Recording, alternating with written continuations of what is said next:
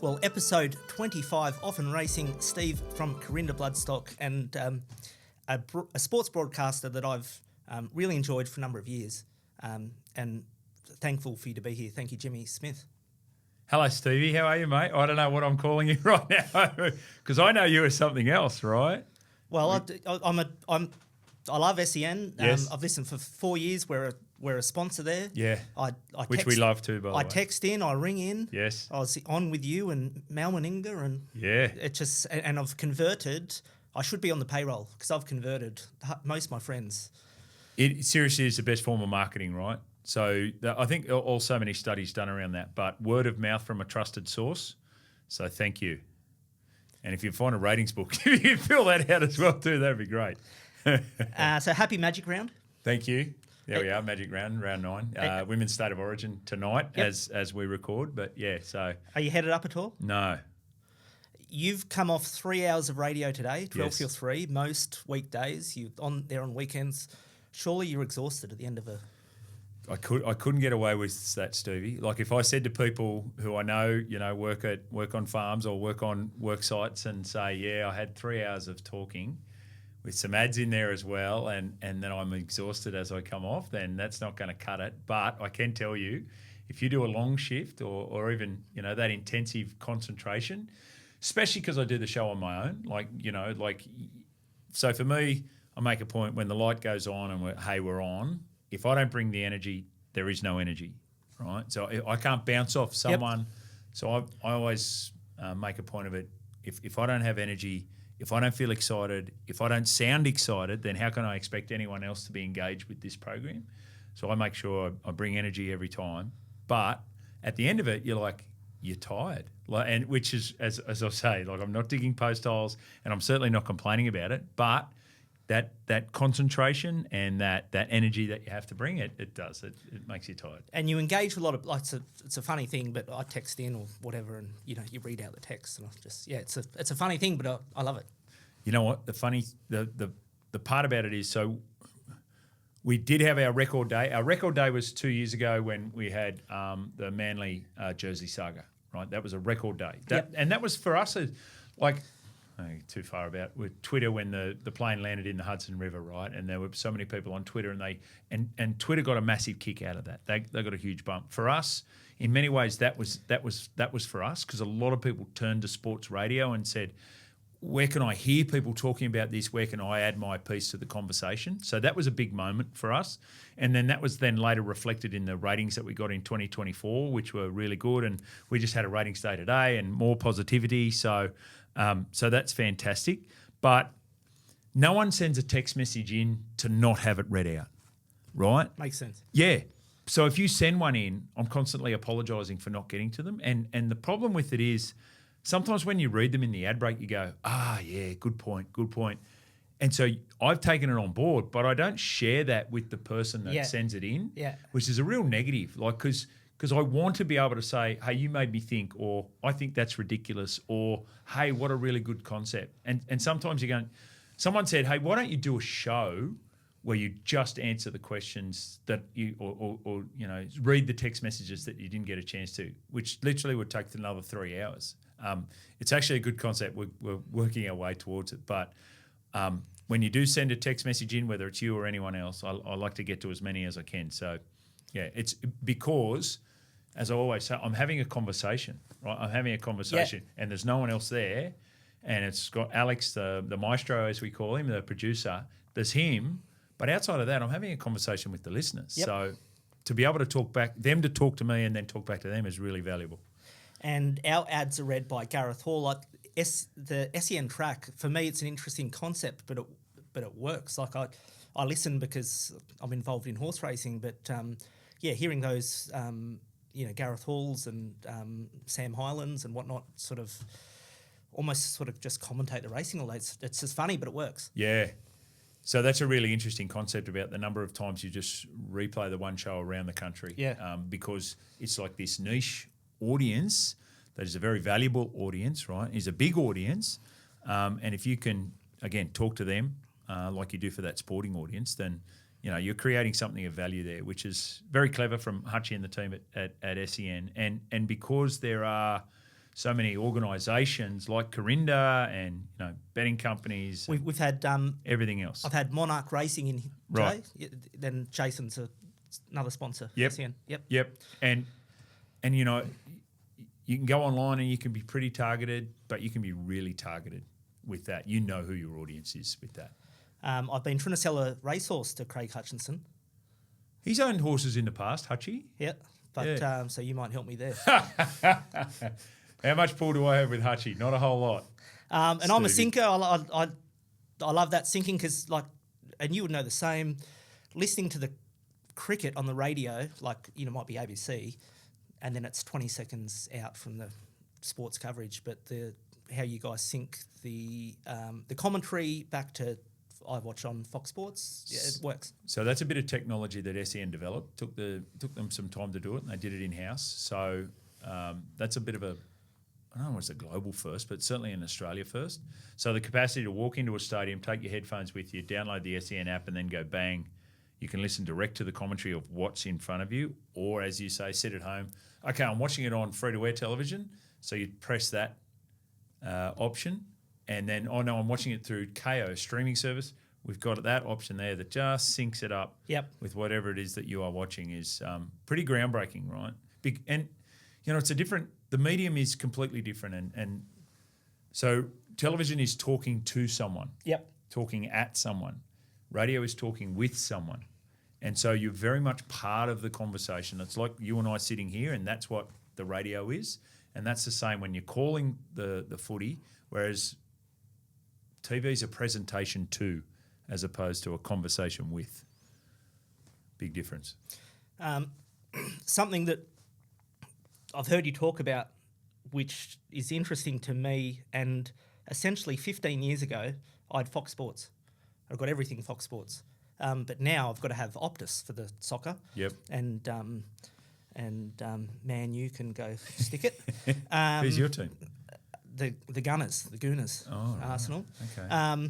But Optus, Stan, Amazon, DAZN, Netflix, you got to have all, and it now costs you $100 a month just to license these things. So where are we heading with the fragmentation of sports media? So previously we only had one option, subscription, but it cost $100, right? So now we've got all these different options that we complain about because it's going to cost us near $100, So one thing is it's the value of sport, right? And I was talking to, and I'd pay for me to watch Arsenal. I would pay for it. Right, there you go. See, and there's so many people around the globe like you. Yep. And that's the challenge and the opportunity that exists with it. Right. Okay. DAZN has now bought Foxtel.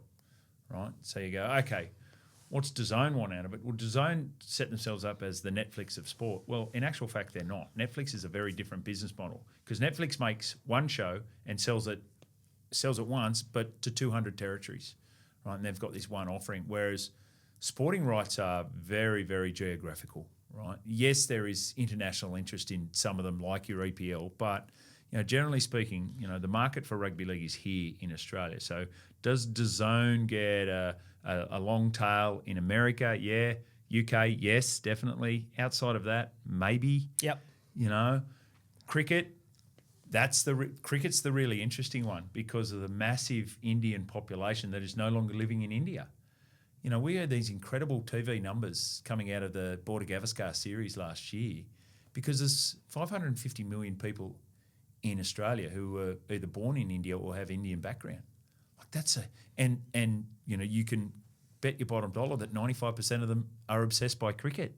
So that's the opportunity. As far as I think it'll be a defragmentation. I think there'll be a coming together of a few bigger ones. Yep. I think the really interesting one from my point of view is it's the broadcasters that do something else. So Foxtel went from this set-top box that you had there, you paid $100 for, and you watched two channels, right? You watched the channel you watched, which was sport, and maybe your partner watched a different channel. Yep. And occasionally you watched a movie, right? That was it.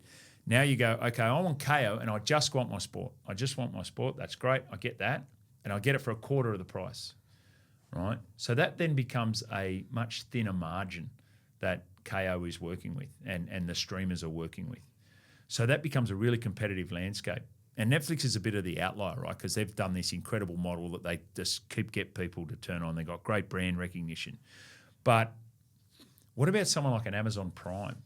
So you look at them and you go, oh, okay, they've got this streaming service and they've got NFL, Thursday night footy in the NFL, and they've taken the cricket, the international cricket. Any ICC tournament is in Australia is now broadcast on Amazon Prime.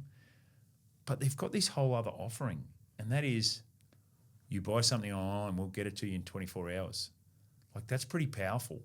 And that's it's part of the business. It's like Amazon Prime's this little add-on that has become this behemoth in its own right, that is taking on all the natural broadcasters, and they can't beat them because there's this $1 trillion business associated with people sitting at home and buying stuff. So so I think the emergence of those two, I would hate to be a boss of a free-to-air television network. Like, you are just under the pump. People, like, if you want to go and look at the data around, when was the last time I got children 14, 13, 11, boy, girl? Like, they don't watch telly. They watch YouTube. Yep. They watch TikTok. Yep. And they'll watch a streaming service. That's what they watch. They never watch free-to-air television. So scary. No maths in the Smith household. No, we don't watch maths. So, for example, we just binge on shows, right? So, and then you just find something, and you find yourself. So we've got an Apple subscription. Yep. We've got a Netflix subscription. Yep. Clearly, we have a KO subscription. Yep. I find myself watching a bit of iView, but that's just catching up on a bit of Media Watch and all that sort of stuff. And we'll watch it. So we found this show called Slow Horses, which is appropriate, right, for Kurrinda Bloodstock because they're fast horses. But Slow Horses with Gary Oldman. It's about the MI5, and we get so excited when we found out, oh, there's a new series. So that type of thing. And so we don't watch maths. We never watch the Channel 9 News. We never watch a current affair. And free-to-air broadcasters are out there going, oh, God, if I don't have sport, I've got nothing. It's crazy. Jimmy Smith from Cootamundra. Yeah. Must have had sport through your veins at a very young age. I know you're a competent cricketer and went on to be a successful NRL player. Notable residents from Cootamundra, Les Boyd. Legend. Donald Bradman, I didn't know that. Sir Donald, born in Cootamundra, yeah, moved to Barrow age 2. Bob Holder, rodeo champion. Right. I know Bobby Holder. And the reference there is our breaker is Luke Morgan, who was a rodeo champion. Okay. His brother is Cody Morgan, trainer, who trains horses for us. Yeah, right. And you've never had a handshake like these guys. Yeah, right. They'll rip your arm off. Okay.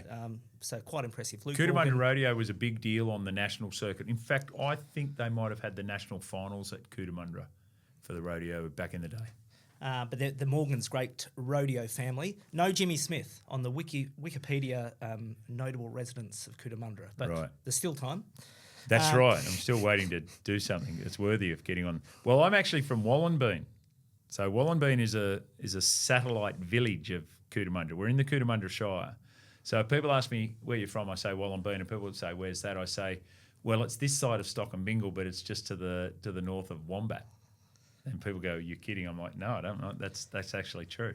So you debuted for, must have been East's 1992, the year that Sub-Zero won the Melbourne Cup. Yep. In that era, you would have needed another job. So I was the last of... So I went to left school 89, went to the Roosters, but was always going to go to university. So I did an agricultural economics degree at Sydney University with a view to going home to the farm. Right, and that was what I was going to do. I was just going to be in Sydney and play footy until footy stopped, and then I'd go home to the family farm. Right, only son, and that was sort of the plan. And then so I finished my university degree. It was a 4-year degree that took me 5 years to do, Stevie. It was quite challenging at different stages of that. And so when I finished in 95, Super League happened.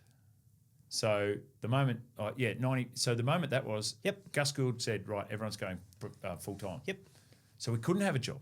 So my timing was perfect on that I'd just finished my university and then went into full time. And seriously, the first year we had no idea how to do that. Like the Roosters had no idea. Gus didn't know how to do that. We'd go right, training day on Wednesday. So we'd train in the morning, do a bit of ball work, bit of weights, and then Gus would get on a bus and go somewhere for lunch as a team.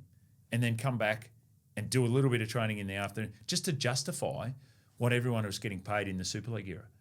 No one knew how to do it. Now they're really professional about how they make use of the best way to make use of the players' time, but no one had an idea how to do it. And eventually I think they realised, you know what, we need to pare it back a bit and allow people to have something outside of football, because I think that works for their footy. Yep.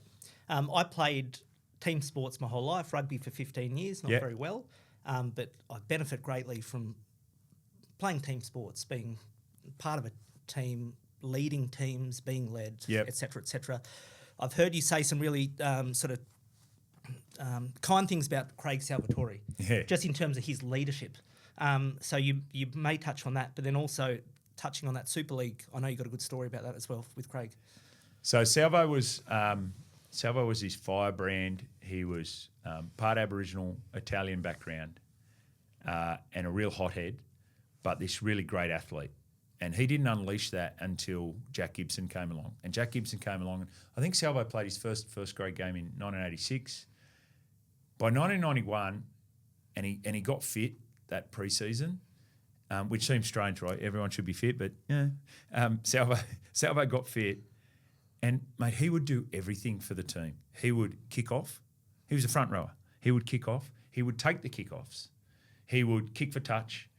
I'm sure he kicked goals in one game, but not exclusively. And then he was the front rower hitting the ball up, but he also had great skill.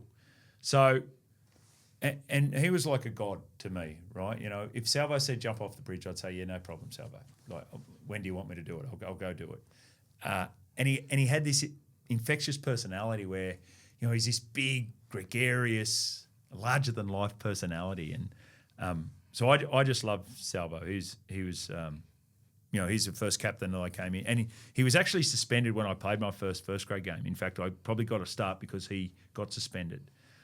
Is that like Steve Waugh getting dropped for Mark Waugh? Yeah, well, sort of. And so he came into me and he said, mate, don't get caught in the middle. Get out there and enjoy yourself, and you're good enough to play in this grade. And it was like, whoa, that's so big. Anyway, Salvo was a great leader for us.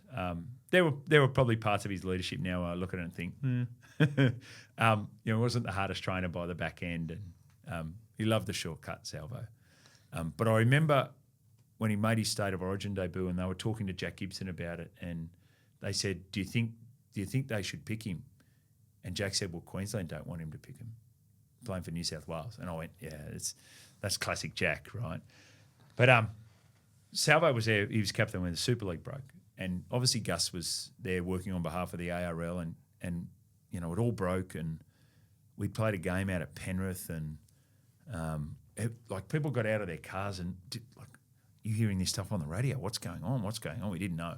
So come that Tuesday at training, Gus got us into the pre-training and said, post-training, and said, hey guys, it's a $2 shelf company. It's not going to happen. The Australian Rugby League have run this game for 87 years, and they should continue to run it in the future, you know. So, you know, just make sure you all stay loyal to the ARL. We're like, oh, okay. And then Gus gets up to leave and says, right, that's it, boys. And Salvo says, all right, I just want to have a chat to the boys. And we're like, what's going on here, Salvo? Salvo says, forget about that stuff. You guys go and do what's best for yourself. Like, if you can go and speak to Super League and you can get something out of Super League, you go for it. And we're like, oh, wow, okay, good advice, Salvo. Appreciate that. So now you're walking out, you know, you're quite young, you're naive to these things, and you're like, oh, okay, what do we do now? What do we do? I'm watching Sports Tonight that night, and there's Craig Salvatore standing on the steps of Phillip Street in the New South Wales Rugby League saying, the ARL have run the game for 87 years and they should continue. I'm like, Salvo, what are you doing? So anyway, I get to training the next day. I said, Salvo, what's going on? And he said, mate, I walked in there. They offered me X amount of money. He told me. He said, I signed the check, and I said, that's good enough for me. I said, fair enough, Salvo. And it was a crazy time. But if you lived through the Super League, if you played through that, you've got some good Super League stories. Before, you played about 148, I think, first grade games. Before that, you went to a prominent rugby league school. I've tracked down, it's about 10 years old, but the first 13 from St Gregory's College. So I'll take you through this and you can let me know your thoughts. But Right. Mick Potter, fullback. Oh, this is a was it team of the century or team of the? Something along those lines. Yeah. I think that who publicised it was the Advertiser. Oh, Campbelltown? No, MacArthur Advertiser. Right. Yes. Mick Potter, fullback. Yes. Teddy on the wing. I think that would annoy him. Mick Potter won 2 Dally M's at fullback. Russell Richardson, Chris Lawrence, centres. Matt Sears, other wing. Yep. Baz. Trent Barrett. Yeah, 5'8". JT, Jason Taylor, halfback. Yes. Paul Quinn, I don't recall him. So Paul Quinn played on the 1963 Kangaroo Tour. Okay. So he was one of the originals, Paul Quinn. Yep. Right, yep. So a long. Yep. That's why I don't remember him. Ivan Henjak, Tim Sheens. Yes. Ryan Hoffman, James Smith at lock, and Bo Scott, coach Jack Gibson. Yeah. Jack went to St Greg's for a little while. Hell of a team. I would be well and truly out of that side now if they did it from now on. So Yep. you got guys Lockie Galvin. No, Lockie Galvin's Westfield Sport Tie. Oh, okay, yep. Jack DeBellin is an old St Greg's boy. Yep. Bo Scott, did he get a mention in there? Yeah, he's there. Yeah, Bo He's a Scott. lock, Yeah. So there's a lot of guys there that, especially regional guys, were attracted to the school because it. So when I went to St Greg's, there was 1,000 acres there. We had a working dairy. Yep. And, once every semester, you used to have to get up in the middle, like 4 o'clock in the morning and go and do dairy. That's not there anymore. We're surrounded by houses. So, but it was a very strong agricultural college back then. So a lot of kids from the country and a lot of kids who showed a bit of promise would come to the school for rugby league. A lot of people talked about scholarships, and back when Peter Moore was in charge of the Bulldogs and Peter Mulholland was there, they worked out a system where there was hey, we'll get this guy from here and go there to school for a couple of years, and then he'll go to the Bulldogs. And there was plenty of players who did that. Damien. Luke was his brother. Damien Kenneth was the 5'8". He was the best schoolboy footballer I think I've ever seen. He got player of the match in the final, scored 2, set up 3, played first grade at the Bulldogs, but never quite. Yep. But yeah, that sort of thing existed. So yeah, we were renowned as. And think about the coaches that have come out of there. So Jack Gibson, Tim Sheens, Trent Robinson is an Olsen Greeks boy. Yep. Jason Taylor has coached, and I said Tedesco maybe still on the wing, but Teddy's the Australian World Cup winning captain, so he probably just beats out Mick Potter, and who knows what's in his future as well too. So very proud of the rugby league history at the school. So Kurrinda Bloodstock, we syndicate racehorses, but you must have some race horsing memories. Do you recall an early Melbourne Cup, or you got a story from when you were a kid? I'd never forget at Wallenbean Public School, which is relevant now because it's just been shut down. It was the smallest school in the state. They had 1 student. But when my sisters and I were going there was about 35 kids in the school, the big classroom and the little classroom and all that sort of stuff. So big school, little school. But every Melbourne Cup, you'd go up to the teacher's residence, which was right next door, and you'd watch the Melbourne Cup. Like it was very much a part of your schooling. And I remember, what year was it? Dulcify? 1979. Right, Dulcify. Didn't complete the Melbourne Cup. It won the Cox Plate by about 6 lengths, and then broke down in the Melbourne Cup. Broke down in the Melbourne Cup. Like that was, so 1979, I was 7 years of age, and I would have been watching it in Mr. Brazier's house. Yep. But that's what you did, right? Kids, up we go. Everyone goes in and watches it. Your dad would come home from the pub and you'd be in the sweep and all that sort of stuff. So I guess that's the Australian way, isn't it? But horse racing is something that my family wasn't really in. Dad owned occasional pieces of, bits of horses. He'd say, I own the toenail of that one and all that sort of stuff. But he wasn't really into it. But certainly coming to Sydney and being near Royal Randwick, I lived literally 150 metres from Royal Randwick, and so you would go to the races and then you'd be around people and they'd be punting and all that sort of stuff. I'm not I wouldn't describe myself as a punter. I punt, but I don't need. Some people immediately think of the punting angle. Yep. That's not me. But I understand. I completely understand the concept, and people criticise it at times. And excessive punting there's all the safeguards around that. I find it enormously enjoyable. It's really satisfying. I find it entertaining. Like hitting a good golf drive. It's entertainment. It really is. And as I say, I don't have that obsessive personality, so it really works for me. I've owned parts of horses at different stages, and I've never not had a good time. Like, it's always been fantastic. So my best ownership story is a horse called Salon Soldier. So I'm going to mention probably a strong competitor of yours, Australian Bloodstock. Yep, that's completely fine. So that's Luke and Jamie, and Yep. and I don't know how I came to. I think it was through a mate said, "Hey, there's 10% available. I'm going to take 5% due on it." I think I took 2.5% of this horse called Waldmark, German horse. You remember it, mate? Loomed up in whatever year, would have been about 2006-7 Melbourne Cup. Sure. Loomed up to win, didn't. Waldpark. Okay, yep. And then they said, so that was worth this. So let's say it was 300,000. They said, and there's another one there for 100,000. You want to go in with that? It's called Salon Soldier. And we went, right, we'll go in that too. So, you had a little bit of that and a little bit of that. Anyway, they get out there and Salon Soldier's about to go for its first race. It's Royal Randwick. And it's German horse, come to Australia through Australian Bloodstock. And anyway, Tracy, my wife, we're living at Bondi. She's 7 months pregnant with our third child, Avery. And I said, honey, the horse is racing this Saturday. And she's like, there's no way I'm getting in heels and going out. I said, wear your flats. Just come out. We'll just go for an hour. Okay, it'll be fine. I'll just want to watch it run. We'll have a bit of a bet on it. She said, okay. So we get out there and I'm like, this is challenging. Anyway, got to meet a lot of people for the first time. And to this day, I still keep in contact with these people. Great people. And that's a big part of our ownership. One of my great mates, Matty King, who's a uber successful real estate guy down in the Sutherland Shire, just world's nicest bloke, great company, part owner of Salon Soldier, and that's the day I met him. Yep. Right. So there we are. It's $19. By the time I get to back it, come on, honey, hurry up.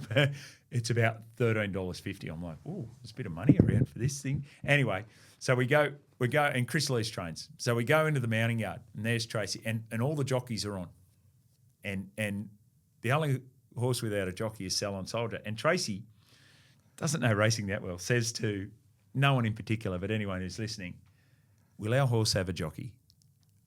And Chris Lee looks at her and says, sometimes it's better if they don't.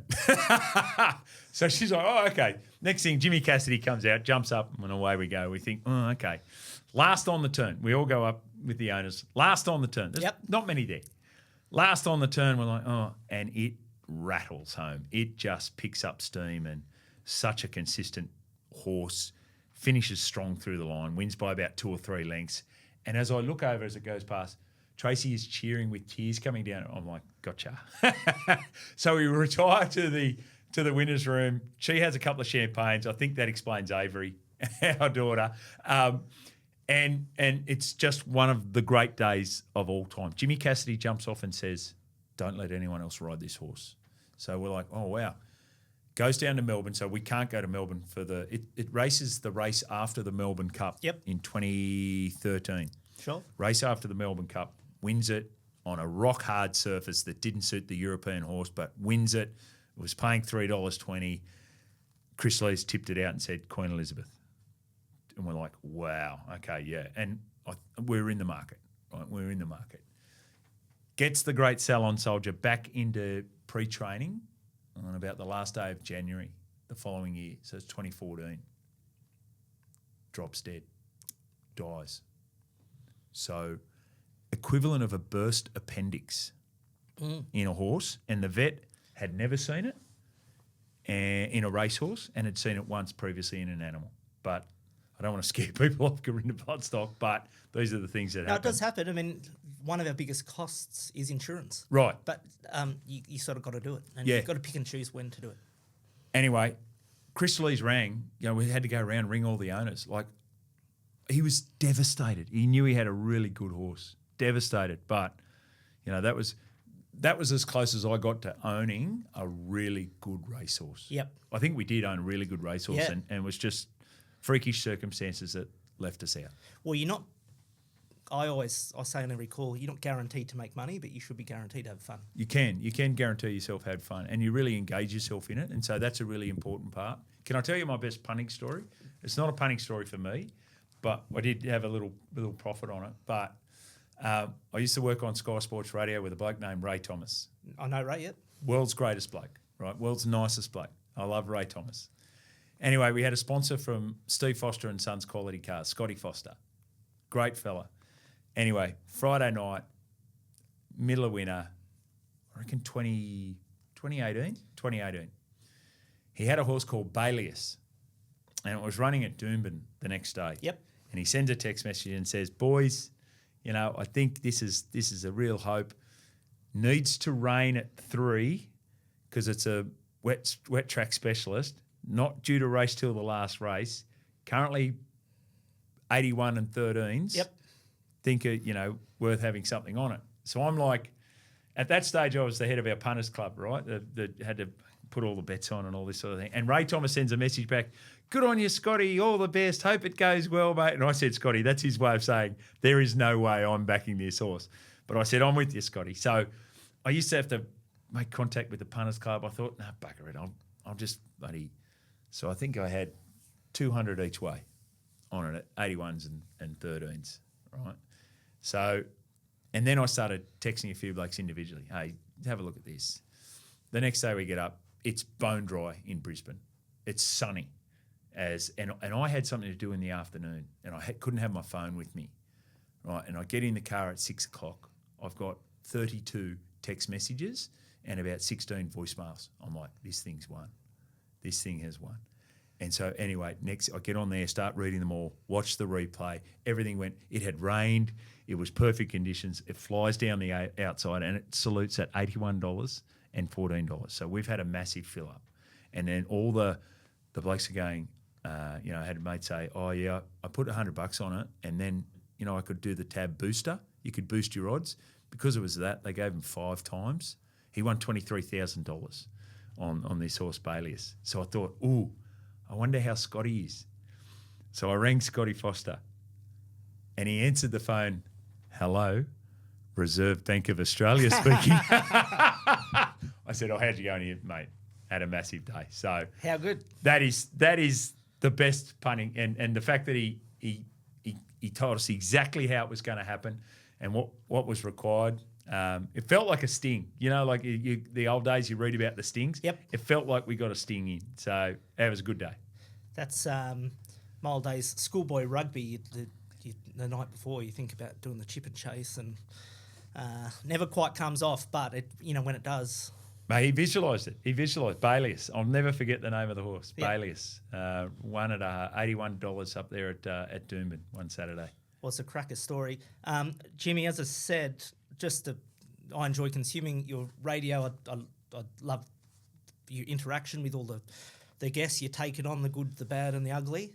And I'll be sort of tuning in and listening and interacting for a long time to come. So thank you so much for being part of this. And if you can make it to the Everest, we'll show you a good time. Hey, what about Kurrinda? How's it going? Tell me that story because I really like hearing about sponsors and the things they're doing and the innovative ways they go about things because I love business, right? I love the business of sport in particular and you're right at the heart of it. I'll tell you a few things.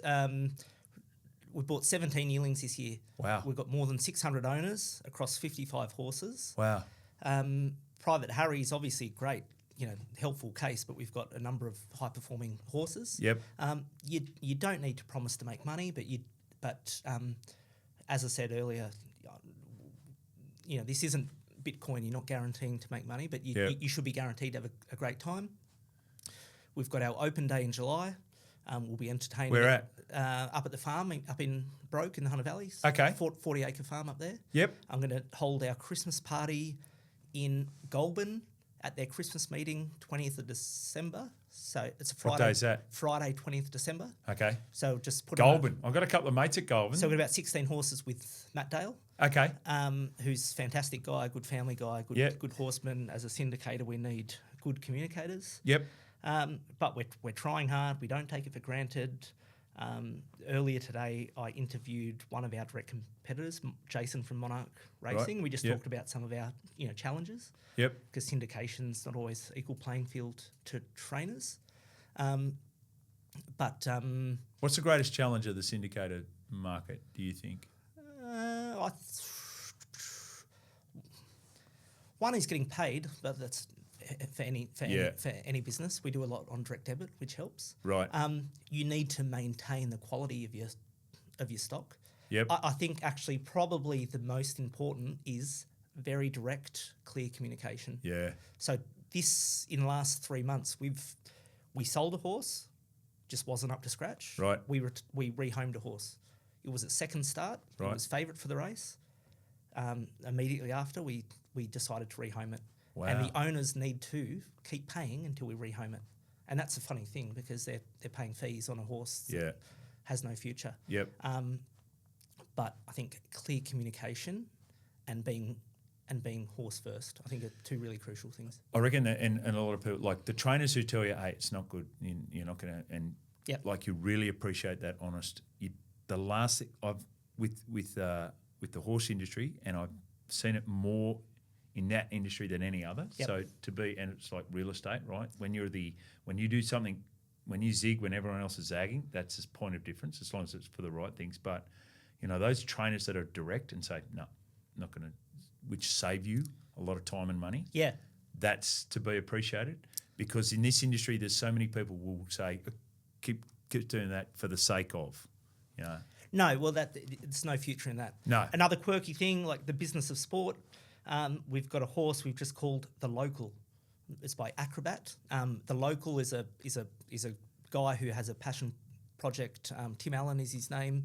Following country pubs, the Local. I know Timmy Allen. Used to work at Channel 10. Yeah. Great fella. Yeah. So that's sort of what just partnered with him, just found him by chance. Yes. And that could be your next investment, Jimmy. But with Timmy Allen, no problem. Acrobat. What are the shares for? Trained by Matt Dale in Goulburn? In Goulburn. We paid $130. We got costs on top of that. But right. I'll send you that after the. Okay. After this, I've got to sell more salt to be able to do that. So. But the business of sport, being creative and fun to do innovative things. Yeah. I like this, right? So this is new. You've done it really professionally, for the sake of further engaging your owners. Yep, 600 plus owners, database on top of that, finding interested people like yourself to talk about everything, but tie it back to horse racing. And remember how many listeners you've got for SEN. So you think about your owners and what they're saying about you in the marketplace. And remember, 70%, if you've got a trusted voice that you know, it's very powerful. Very powerful. Well, we really appreciate your support. But Jimmy, thank you so much. Anytime, Stevie.